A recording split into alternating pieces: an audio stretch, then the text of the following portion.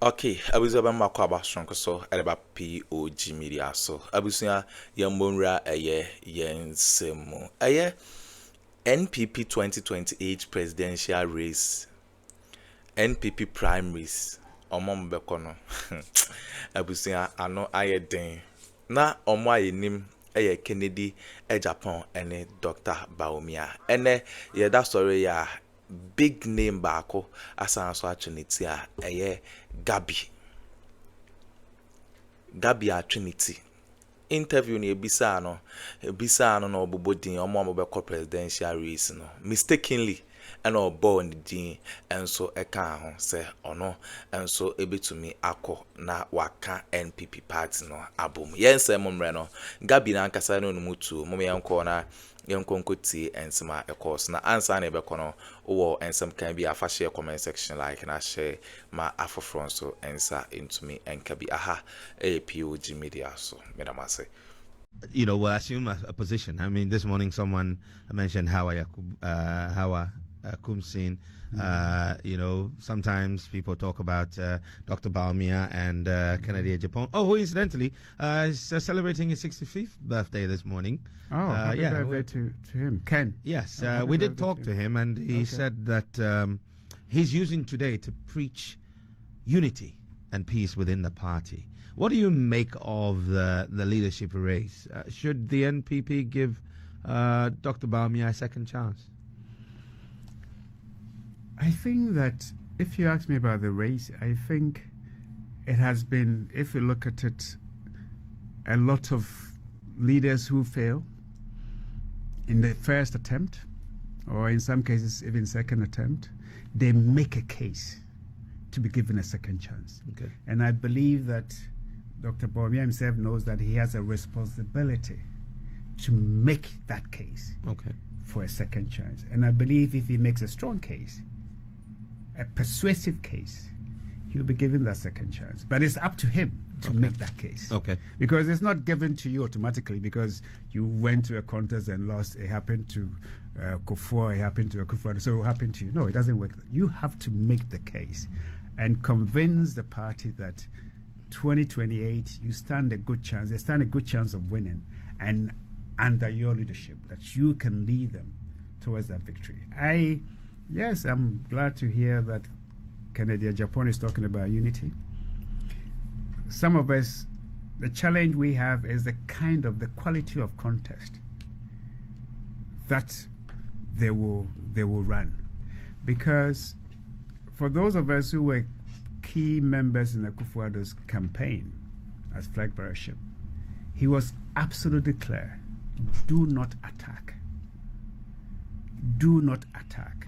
I know I'll be attacked because they see me as a front runner, but do not attack. Let's go and show to the delegates, to the people within the party, that I can win them the power, and two, that we know what it takes to take the other side on and to bring us all together. So those are the things that they should focus on. That make your case.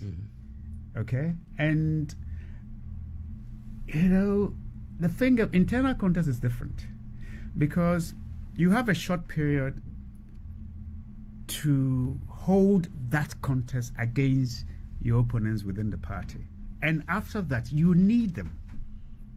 You need their supporters in order to go for the big contest itself.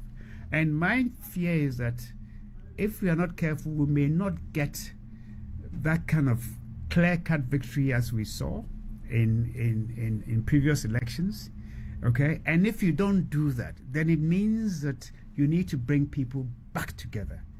And it may be difficult if you make the contest very, very bitter and vitriolic. So I hope that they will focus on telling the delegates why they think that they should lead the party. Who are the ones contesting? Well, at the moment, Kennedy Japan has overtly said he will. Yeah. Dr. Bawumia, of course, is assumed and believe he will. But I don't know. I think Brian says he sent out an explanatory. Well, definitely. Brian is contesting. I mean, it's clear that Dr. Bawumia is contesting, Mm-hmm. that you can't say that he's the one to beat because he was the previous presidential candidate. That's right.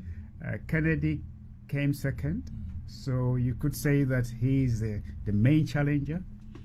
And Brian appears now to be maybe the dark horse. Addo, I understand, is also getting ready to contest. Okay. I'm just seeing the video of somebody also trying to, but I haven't had the opportunity to. But it appears that who is that? Huh? Who? Joe Gatti? Joe Joe Gatti. Yeah, Joe Gatti as well. Yes, Joe Gatti is contesting or one. So it'll be interesting, but they should really convince that, because 2028 is interesting, because for the first time you have a certain president who is not going for a second round. True. Unless if Freddie Blaze to be believed, then maybe. Yeah, what do you make about that Freddie Blaze thing, actually? Let's put that aside for now. Okay, so, and I noticed something in 2020, and even to a point in 2012 and 2016, the country is unforgiving. The electorate is unforgiving. And especially the young voters. Mm-hmm. Okay, they are hungry for change. They are hungry for things happening. They don't have the patience that we've seen since 1957. Okay, so winning a second term, it's not even, it's not given. What we saw earlier, that you will get 2 terms. Okay, John didn't get his second term. Okay, Akuffo's second term, he almost lost parliament. Or you could say he lost parliament. Once you lose a speaker, it means you've lost parliament. Okay, and you've lost your clear majority. If your minister, 2 or 3 of your ministers decide to go to some conference in some remote places outside the country, you've lost your majority. Yeah. Your MPs who are ministers. So that thing that we took for granted, that every ruling party will get a second term, it is not forgiven. It's not a given. It's really not like that anymore. And we've seen it. And I think you've seen it from 2016, and it's happening now. Yeah. Okay. But then what makes it even a bit more complex is the fact that the president himself will not be able to stand. It's not that it's the country that will vote him out. He will not be. He won't be able to. So they'll come with a new candidate. So 2028, if you ask me, is anybody's game. Okay. Is anybody's game, and it is up to the NPP that immediately after the contest, how do you bring everybody together? Because when John Mahama was contesting in 2020, 2024, and even 2016, it was clear that he was the runaway favorite. Okay, when Akuffo was contesting, it was clear that he was a runaway favorite. Okay. Can we say the same about the NPP this time? If you ask me, it is Bawumia and being challenged with others very close behind him. Okay. So whatever it is, whoever wins, if it's Bawumia, he needs to bring everybody on board as quickly as possible. Yeah. Okay. If it's Kennedy, he needs to bring everybody on board as quickly as possible. If it's Brian Achampo, he needs to bring everybody on board. If it's Gabby or Chidako, are you gonna run? Absolutely not. I beg you. Is Rocky running? I've seen some video of Rocky obeying. Nah, well, that's not what he's saying. I haven't watched the video. But whoever wins, yeah, okay. And I think really, whoever wins, the difficult task is how you bring the party together.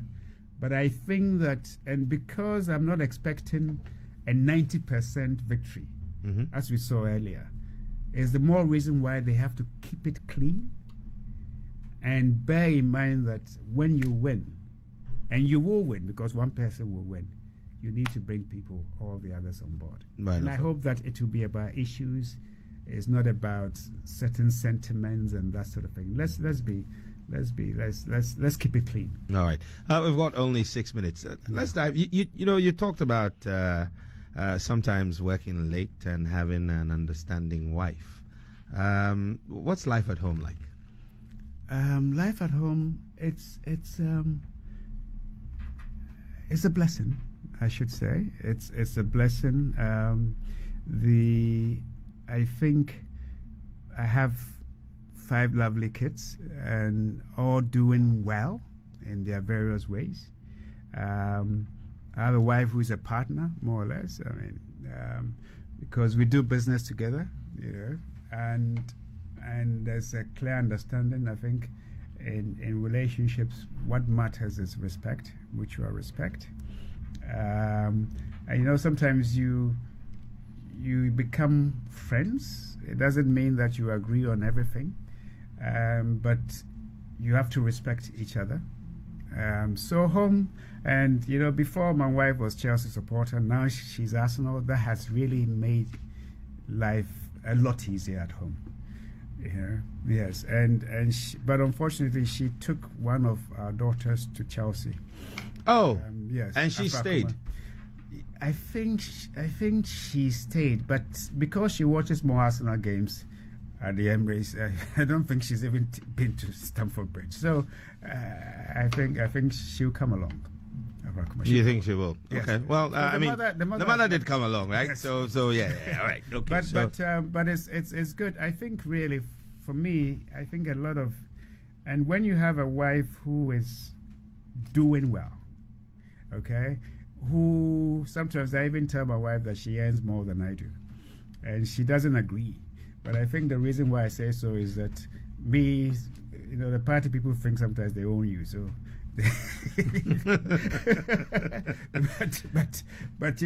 but I think it's because she also knows how to look after her money, and I find her more intelligent than I am.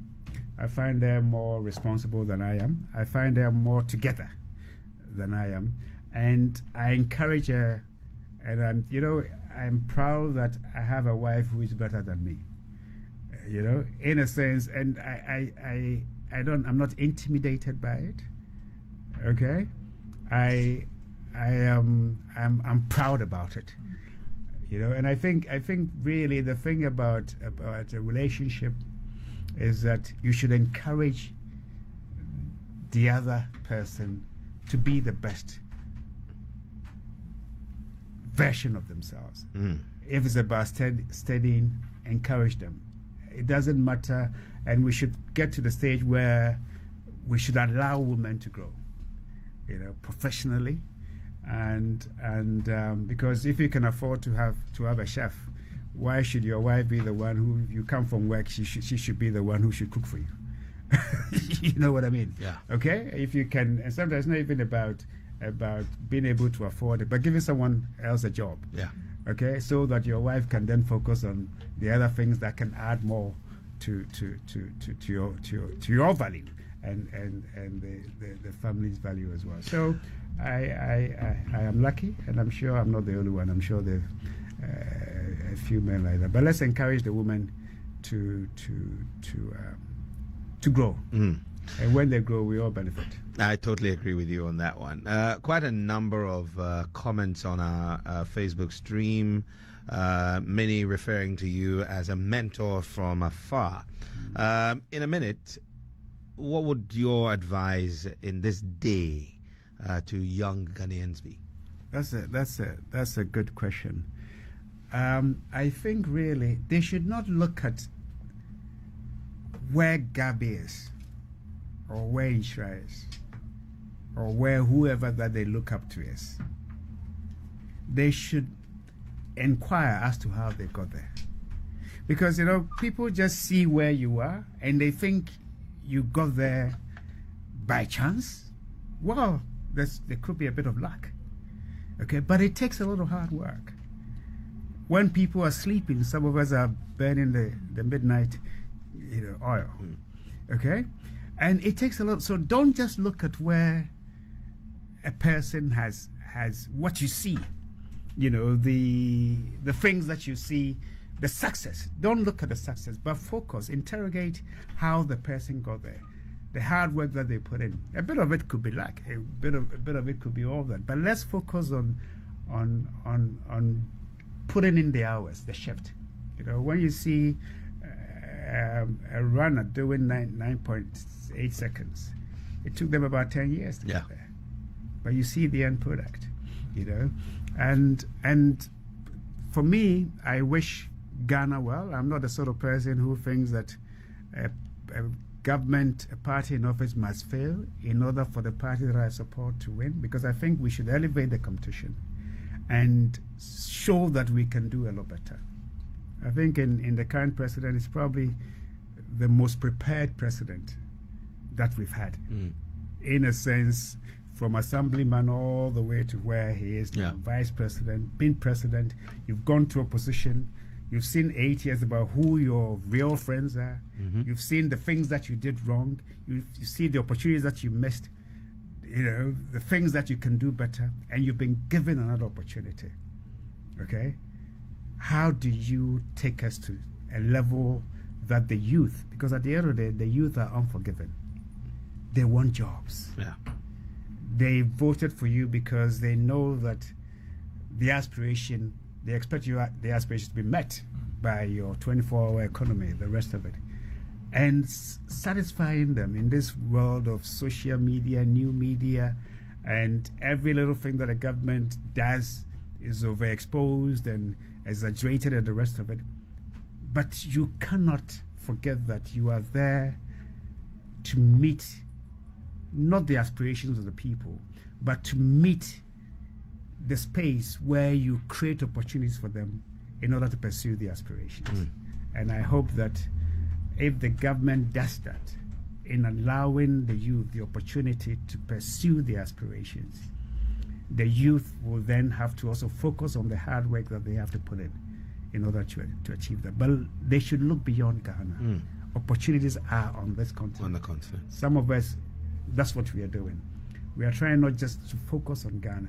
And now you can be in Accra, you can be in Konongo, and with your tools, your digital tools, you can reach out beyond the boundaries of our country. And I think that you should start looking at their opportunities, not just within the territorial borders of this country, but what is it that I can do to benefit from this single market that we are creating? And I wish them well. It's not going to be easy. It has never been easy. But it's doable. But it's doable. Fantastic. Well, true words, and thank you. I think it's a pretty good time to end this conversation, even though I have... when should we expect your memoir? Because I think that's probably the quickest way I'm afraid to write it because I will say so many things that I may lose all my friends. Oh. Okay. So give me time. But I'm writing it. Okay, good. Well, I'm very happy to know that you are writing it. Gabby Ochre-Daku, Chairman of Asasi Broadcasting Company, thank you very much for joining us today. It's been an interesting conversation, and it always is when we talk to you. So thank you, and then to the next 5 years. Yeah, Arsenal will win the. Oh yes, we will. Yeah. We will. It's a shame if Partey leaves, he won't be a part of it. But you know, if he leaves, yeah. if he leaves, okay. Okay, abutawine ensema ekoso ewo political highway so Gabby asare Ochre-Daku ono NHS waliki abase ono 2028 December elections no ono no oye candidate ono so be previa enye asem keto akra ntim Dr. Bawumia&KEN Japan bo anase omunhye omusapo munsu ten abutawine ensema ekoso yabeda ma se samoje pene kokoti za ensemwe ede mi aha POG Media so, but I must say.